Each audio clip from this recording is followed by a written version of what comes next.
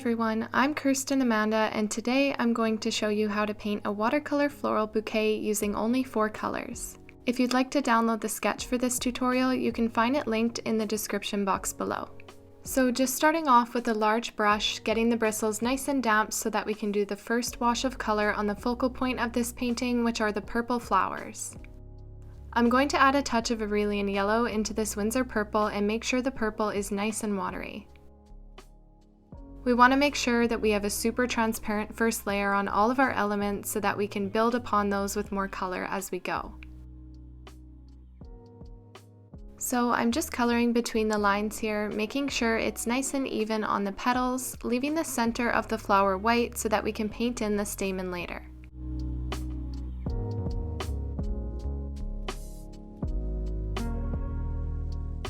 And I'll do the same thing to this flower just above as well. Once those are filled in, we're going to grab our third color of the painting, which is Alizarin crimson, and we'll do the same thing that we did to the purple flowers, just using a very watery mixture of the Alizarin crimson with a touch of Aurelian yellow to paint in between the lines. Don't worry if when you're painting here you get a little bit on the stem, we'll cover that up later with some green color. It doesn't have to be perfect by any means. We're just working here to get the base colors down. After that, we're going to grab a less watery mixture of the same color and just dot a bit of the more concentrated mixture of paint onto the tips of these petals while they're still wet, using this wet on wet technique. I'm also going to come underneath this flower and add some shadowing there as well. And then lastly, for this flower, I'm going to rinse out my brush and come back to my Aurelian yellow and dot in a few drops of the pure yellow color onto the petals.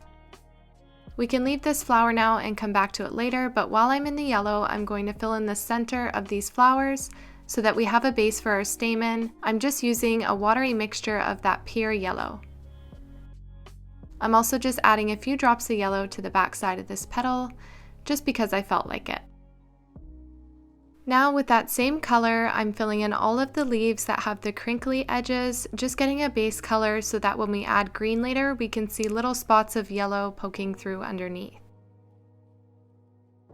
I find this really helps to create interest in a painting when you have lots of different colors going on rather than just using green for all of the leaves. I'm also filling the stems of these leaves in with yellow, and you can definitely use a smaller brush for the stems if you don't feel comfortable with a larger brush.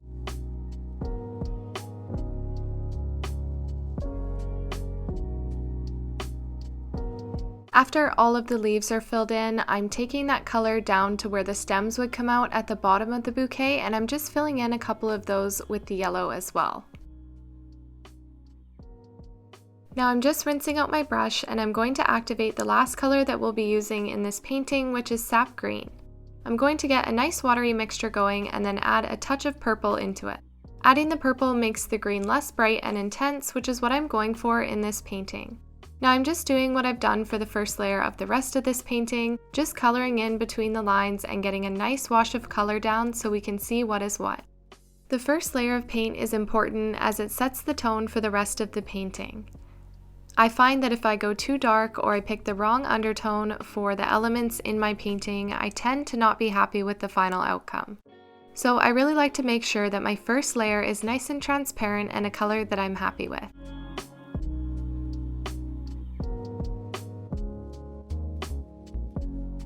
While the leaves are still wet, I'm rinsing out my brush and picking up a pure mixture of the yellow color again, dropping it into the leaves in random spots just to add a bit of color interest to the first layer. Then with a clean damp brush, I'm just blending the yellow color around so it's not so harsh and concentrated to one spot. And then I'm taking more paint from the green mixture we've mixed, and I'm filling that in on the stems at the bottom of the bouquet, making sure to not cover any of the yellow that we've already filled in.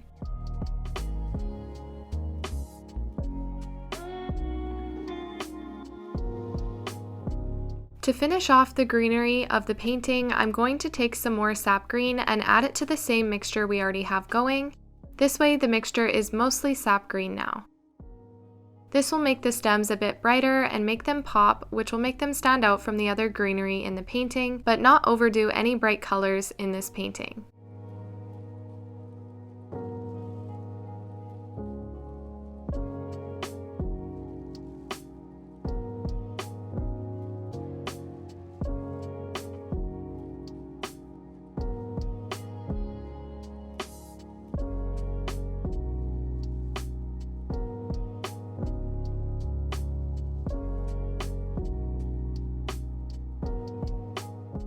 I also noticed that I didn't draw a line for a stem coming down for this pink flower, so I just freehand added that in as well.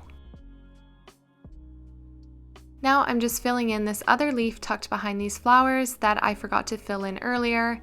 I'm not adding any yellow to that one, I'm just going to let it be. And then I'm just using this same color to fill in the stems for these tiny little flowers over here.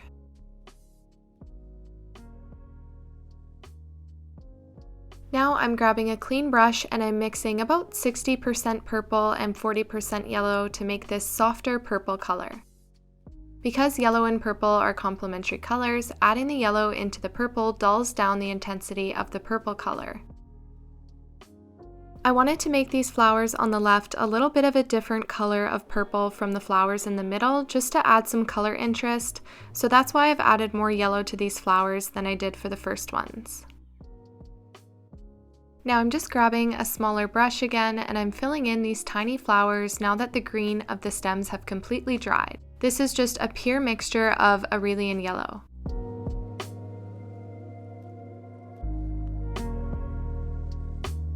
For the final part of the first wash of this painting, we're filling in the stems of the flowers over on the left side by mixing a brown color using alizarin crimson and sap green. Because these two are complementary colors, when you mix them together 50-50, it will cancel each other out and make a neutral color.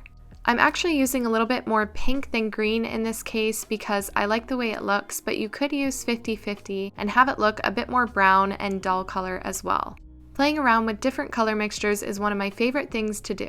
Now we finally get to work on adding some details to this painting, so I'm going to take a less watery mixture of the same color we used for the base of the flower, the purple with a touch of yellow, and start adding some details to the outer edge of the petals. As you can see, this mixture is still fairly watery so that it stays wet enough for me to have enough time to blend it out.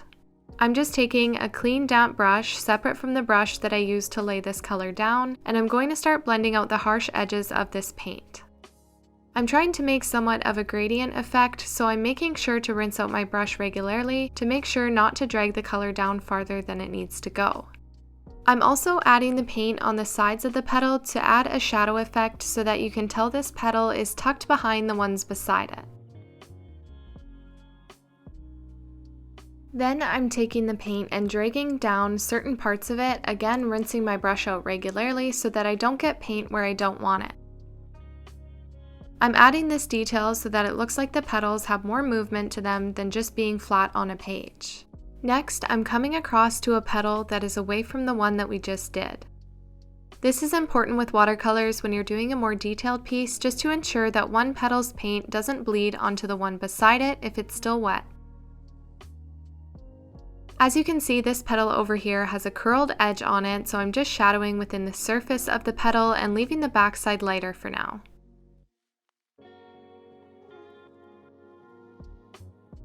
Next, I'm moving to this upper flower to allow enough dry time on the first flower before I start painting petals next to the ones I've already painted, and I'm just using the same technique for all of the petals on all the flowers. Make sure that the paint you're laying down is wet enough that you have time to blend it out before it dries, but is not so wet that it's as translucent as the first layer. When you're blending, be sure to rinse out your brush often so that you can leave spots of the lighter value of color underneath.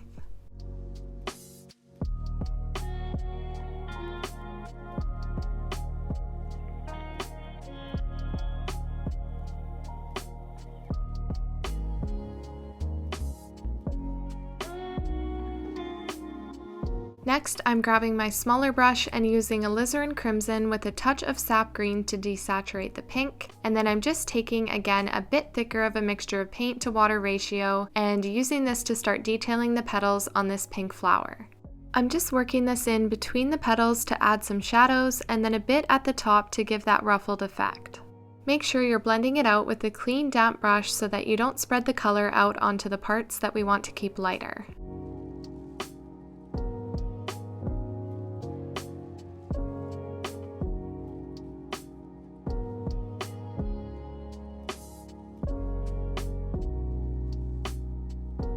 After all the shadowing is done, I'm just grabbing a bit of Aurelian yellow on a clean brush and dotting it into a few places on the lighter spots while the flower is still wet, and I'm just blending that out ever so lightly. Now I'm just using that same brush in a very thick paint to water ratio of Aurelian yellow to start working in the center stamen.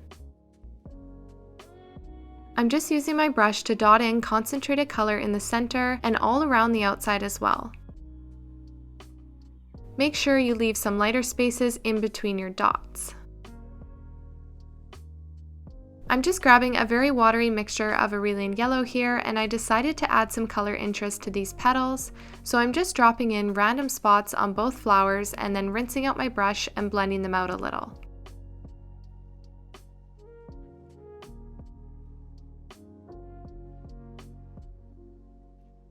Next, I decided to add a bit of alizarin crimson to a few spots on the petals as well, so I'm just taking about a 50-50 paint to water ratio and dropping this in and then blending it out with a clean damp brush.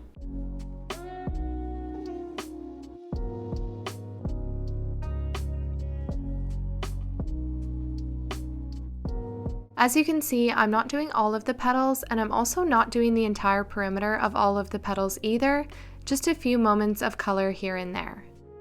Coming back to the leaves now, I'm grabbing a whole bunch of sap green and adding some alizarin crimson to the mixture, probably a 70-30 green to pink ratio, and I'm going to start adding some details. For these leaves with the bumpy edges, I'm stippling in the color around the perimeter of the leaf to give it the rough edge look. I'm also just following that vein down the middle of the leaf with the darker color as well. Then I'm just taking my clean damp brush and I'm bumping the edges of this color, making sure to leave the very outside of it alone. So I'm just wiggling my brush along the side of the paint and rinsing out often to make sure I don't drag the color across the entirety of the leaf. I definitely want the lines to look smooth, but I don't want to overblend to the point that you don't see any of the yellow coming through underneath, so I'm just being very careful not to overblend here. You'll want to make sure that your paint is wet enough that it doesn't have time to dry on you before you come back to blend it out. That's one thing I really struggled with when I first started painting, and I found that I would get some really harsh lines, and this is also why I like to work leaf by leaf and petal by petal. This way I can completely control the paint. For this leaf up top, I'm using the same technique for the front side of the leaf, but as for the back side, I'm just going to leave it right now so that we can come back to it and fill it in when the paint on top has dried to make sure that they don't bleed together. I also left the leaf on the left side that's tucked underneath alone for now for that same reason, and we'll come back to it later. I'm just going to use this same technique on all the rest of the leaves, and I'm also lining the stems with that same color and blending it out as well.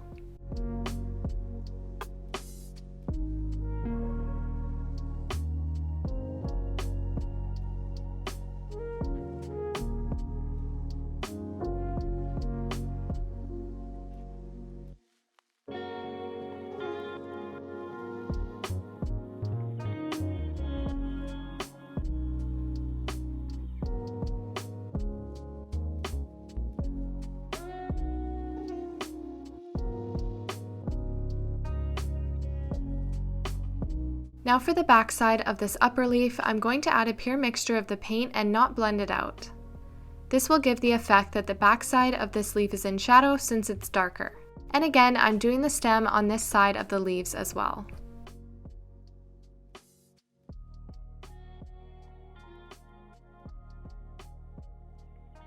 Now coming over to these little purple flowers on the left, I'm just reactivating the purple and yellow mixture, the same ratio as before but with less water this time, and we're going to add some details. As you can see, I'm just drawing in the color from the base of the petal about halfway up and dragging out these little lines.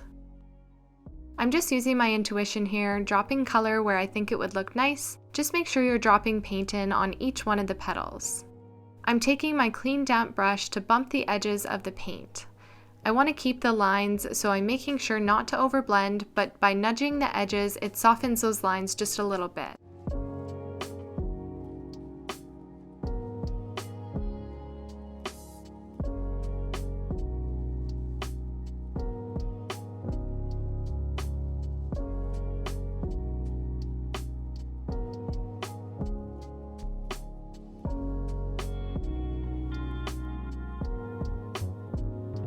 Next, I'm taking some Aurelian yellow once again and I'm adding little drops of it to the tips of these flowers and then blending it out.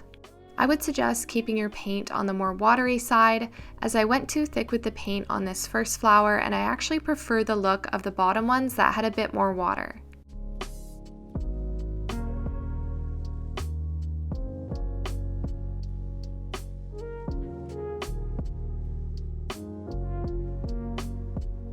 I noticed that I forgot to do the back side of this other leaf that's curling over, so I'm taking the same mixture that I was using before and I'm just filling it in the same as we did the first one. Now I'm just grabbing some sap green with a touch of Winsor purple added, again just to desaturate the color a bit. I'm going to start adding details to the other leaves by just dropping in the color in a few different spots on the leaf and blending it out with our clean damp brush and making sure you're leaving some moments of that light color peeking through underneath.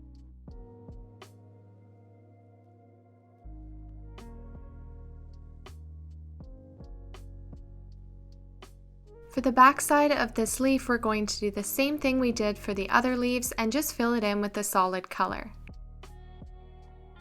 We don't need to overthink where we're dropping this color, but just make sure that if there would naturally be a shadow there, that you add the color. For example, if one leaf is sitting behind another, there would naturally be a shadow there where they overlap, or if it's coming out from behind the flower, it would naturally be behind in shadow. Again, I'm just using my intuition to drop this color in and decide where I think the shadows would be.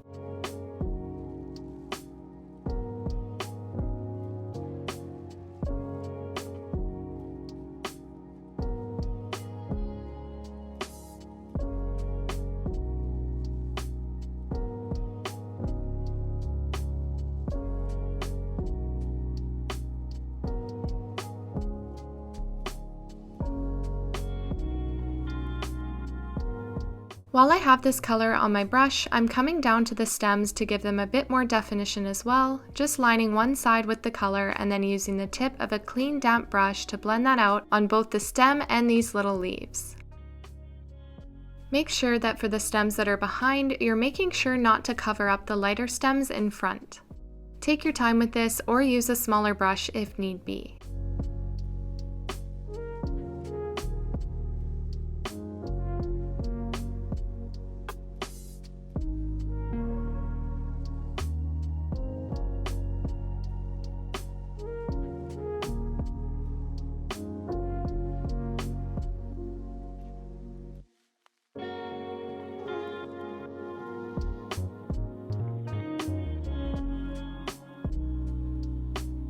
I'm going to do the same thing with these other stems using the same color we used for the leaves with the bumpy edges, so I'm just reactivating that mix of sap green and alizarin crimson again.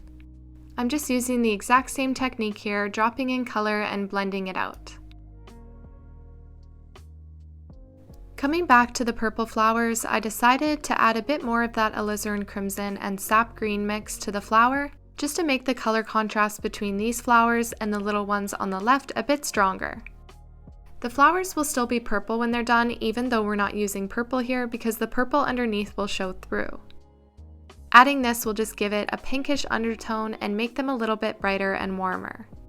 I'm using the exact same technique I used for the first layer of details we did, dropping in the color at the top and dragging it down to make these little lines and different moments of shadows and highlights.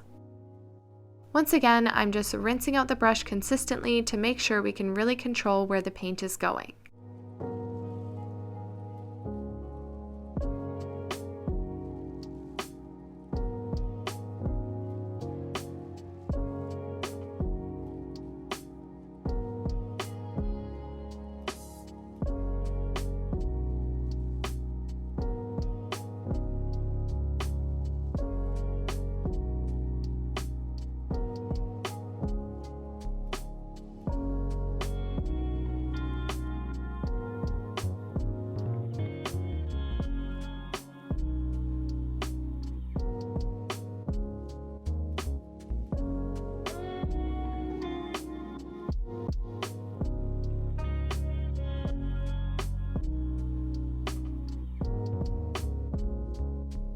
I'm also going to take this same color to shadow the bottom part of the petal that's curling over.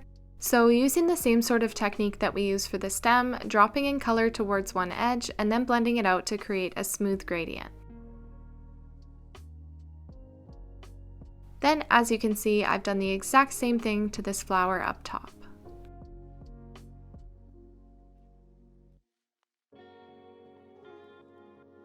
Now I'm taking my smaller brush and dipping it back into whatever green mixture I currently have going on the palette, making sure there isn't a lot of water on the brush or in the paint. I'm taking that green color onto the stamen, just dotting it in and around the yellow, both in the center and around the outside to add some shadow and dimension to the stamen. Then I rinsed out the same smaller brush and used it to grab some Aurelian yellow again, just making sure it isn't watery and drawing some lines from the center to meet these little dots of anther on the outer edge. Now I'm mixing the yellow that was already on my brush with a tiny bit of Alizarin crimson, again very little water in this mixture. I'm just adding some shadows to the tiny flower buds over here and rinsing out my brush and blending it out. Next, I'm taking some sap green and just mixing it into any of the green we already have going on this palette.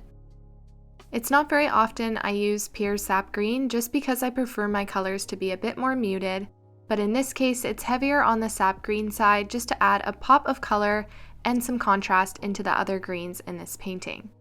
I'm using this to fill in the bud up top and the remaining stems below using the same technique I've used all throughout this painting.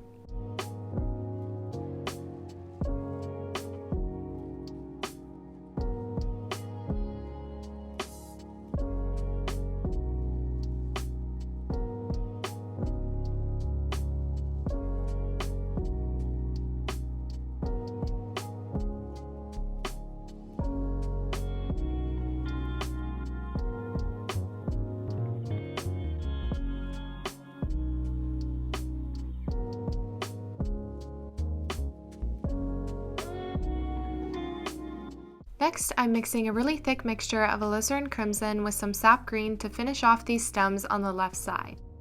I'm not blending out this paint because it's so small, I think it actually looks quite nice this way. Then I realized I didn't have any stems coming down that were this color, so I decided to add some of this color to an existing stem just to balance it out. I'm grabbing some of this green color that I already had on the palette and I'm using it to add some details to the stem of this pink flower, just dropping in color and blending it out where I think the shadows would naturally be.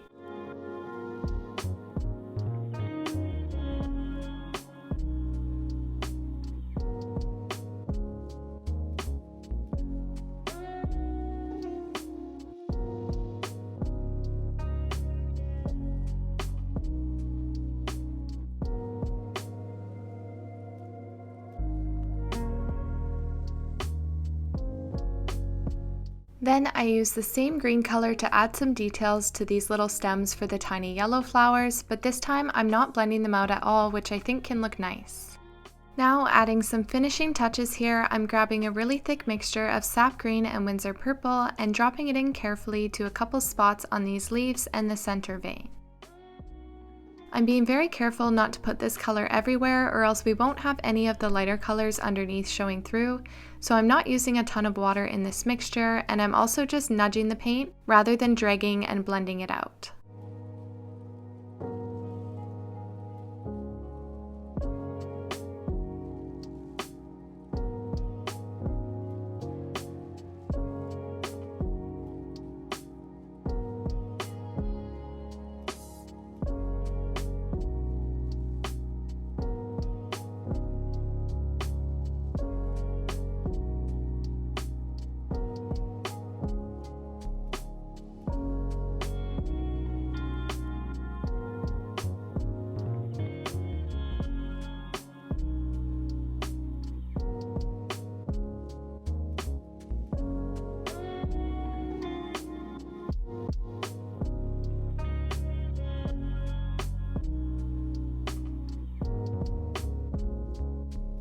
As you can see, this really brings the leaves to life and gives them some more depth.